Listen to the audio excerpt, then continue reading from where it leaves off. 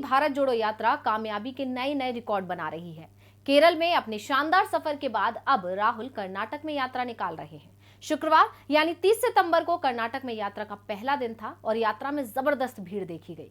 राहुल को जनता का बेशुमार प्यार मिल रहा है। इस यात्रा के दौरान कर्नाटक पर सभी की निगाहें सबसे ज्यादा टिकी हुई हैं, क्योंकि कर्नाटक बीजेपी शासित राज्य है। लेकिन जिस तरह से कांग्रेस को इस राज्य में भी जनता का प्यार मिल रहा है, उसने बीजेपी के होश उड़ा दिए हैं।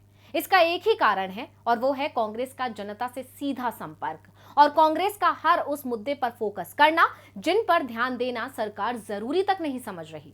और कांग्रेस की इसी कोशिश के बीच कुछ ऐसी घटनाएं भी हो रही हैं जो कांग्रेस के साथ साथ पूरे देश को भावुक कर जाती हैं। तो क्यों लोकप्रिय हो रहे हैं राहुल?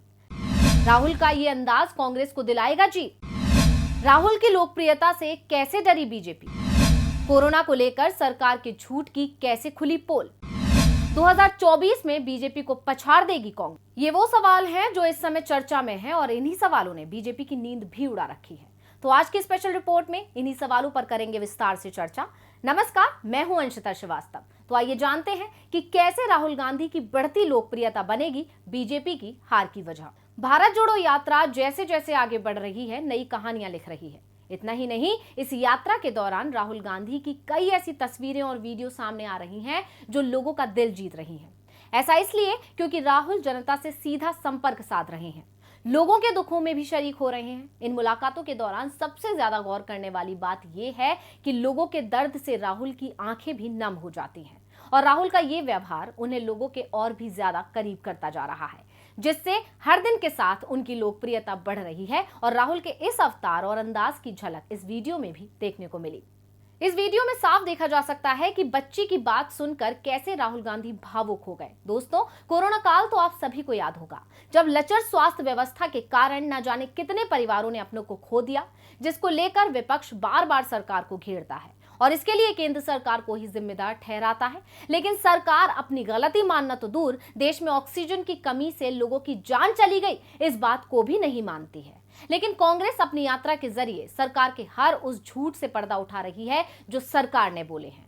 और उसी कड़ी में राहुल कोरोना पीड़ितों से मिलने भी पहुंचे थे और कोरोना पीड़ितों के परिवारों से हुई इस मुलाकात ने राहुल गांधी को भावुक कर दिया और सरकार के झूठ की एक बार फिर पोल खोल दी। दोस्तों, ये वीडियो बता रहा है कि कांग्रेस की भारत जोड़ो यात्रा हर उस जगह पहुंच रही है जहां केंद्र सरकार ने ध्यान देना जरूरी ही नहीं समझा।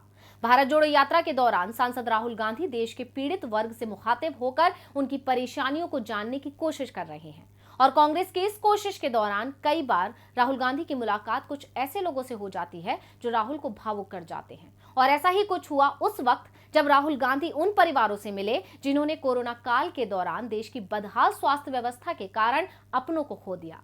इस मुलाकात का एक वीडियो अब सोशल मीडिया पर छाया हुआ है, जिसने सभी का ध्यान अपनी तरफ खींच लिया जब राहुल गांधी एक छोटी सी बच्ची की बात सुनते हुए भावुक हो गए। वीडियो में ये बच्ची बता रही है कि कैसे उसने छोटी सी उम्र में अपने पिता को खो दिया, जिसके बाद कैसे उसकी जिंदगी बदल गई। अपने बारे में बताते हुए बच्ची रो देती है, जिसे देखकर सांसद राहुल गांधी भी भावुक हो उठते हैं।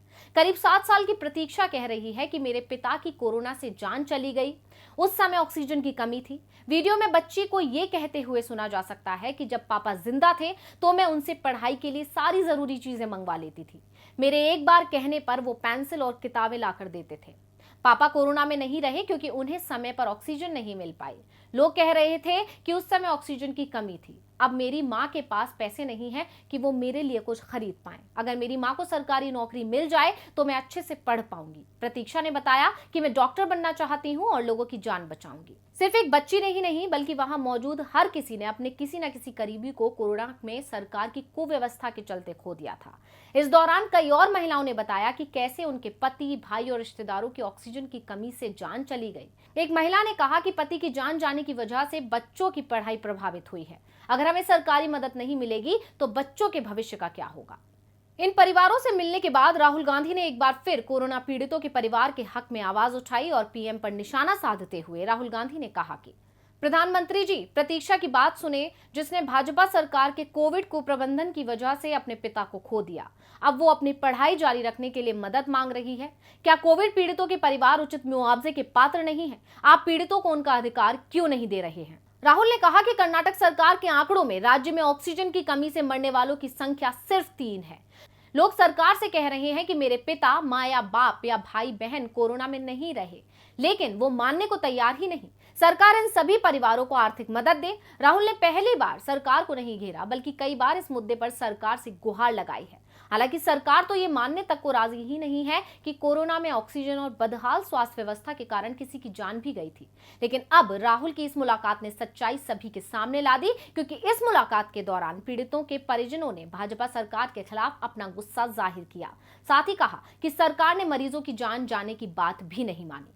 कोरोना पीड़ितों से मिलने के अगले ही दिन राहुल गांधी कर्नाटक के आदिवासियों से मिले, जहां आदिवासी उन्हें देखकर झूम उठे, जिसका वीडियो आप देख सकते हैं। अब राहुल का ये अंदाज इस वक्त सोशल मीडिया सेंसेशन बना हुआ है। हालांकि ये पहला मौका नहीं है जब राहुल गांधी की किसी तस्वीर या वीडियो ने लोगों का दिल जीता हो। भारत जोड़ो यात्रा के दौरान ऐसी कई तस्वीरें सामने आ रही हैं जिसमें राहुल जनता के साथ सीधा संपर्क साधते नजर आ रहे हैं। कभी राहुल किसी से गले मिलते दिखते हैं, तो कभी किसी बुजुर्ग महिला को अपने हाथ से पानी पिलाते नजर आते हैं, तो कभी बच्चों के साथ फुटबॉल भी खेलते हैं। इस यात्रा के दौरान राहुल के कई रंग देखने को मिल रहे हैं। ऐसे में अब इस वीडियो से तो राहुल जनता से सीधा कनेक्ट हो गए हैं, और जिस तरह से कांग्रेस आम जनता से जुड़ रही है, उसे देखकर इस बात से इनकार नहीं किया जा सकता कि आने वाले समय में कांग्रेस बीजेपी को पछाड़ सकती है। और ये डर बीजेपी की आंखों और हरकतों में नजर आ रहा है। और कर्नाटक में राहुल की धमाकेदार एंट्री ने बीजेपी के पसीने छुड़ा दिए। तभी बीजेपी ने भी अपने तरीके से राहुल गांधी का स्वागत किया। कर्नाटक के एक कन्नड़ अखबार में कांग्रेस के इतिहास को लेकर गलत जानकारी दी गई थी, जिसको लेकर कांग्रेस के महासचिव जयराम रमेश ने ट्वीट किया है। उन्होंने लिखा, भारत जोड़ो यात्रा की सफलता से बौखलाकर बीजेपी ने कन्नड़ अखबार में पहले पन्ने पर विज्ञापन दिया है, जो हमेशा की तरह इतिहास को तोड़ मरोड़ कर पेश करता है। सावरकर ने द्विराष्ट्र सिद्धांत प्रतिपादित किया और जिन्ना ने इसे सुनिश्चित किया।